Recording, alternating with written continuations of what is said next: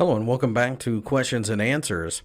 The overbought level with the RSI is the A, 100, B, 80, C, 70, or D, 60. Wrong answers include A, 100, B, 80, and D, 60. The correct answer is C, 70. A divergence between price and the oscillator forms when A, price and oscillator are moving in different directions. B, price and oscillator are moving in the same direction.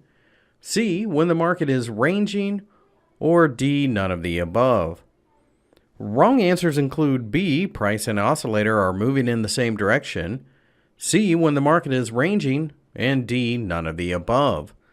The correct answer, of course, is A, price and oscillator are moving in different directions. This quite often means that the trend is about to fail. A golden cross forms when the following happens with the moving averages. A, the moving average 50 is moving below the 200-day moving average. B, the 50 moving average is moving parallel with the 200 moving average. C, the moving average 50 is moving above the 200 moving average. Or D, none of the above. Wrong answers include A, the MA 50 is moving below the MA 200. B, the MA 50 is moving parallel with the MA 200. And D, none of the above. The correct answer is C, the MA 50 is moving above the 200. This is throwback to the stock markets and is quite often paid attention to.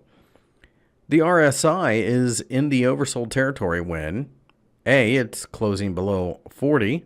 B, it is closing below 30. C, it is closing below 45. Or D, it is closing below 50. Wrong answers include A, it is closing below 40. C, it is closing below 45. And D, it is closing below 50. The correct answer is B, it closes below 30.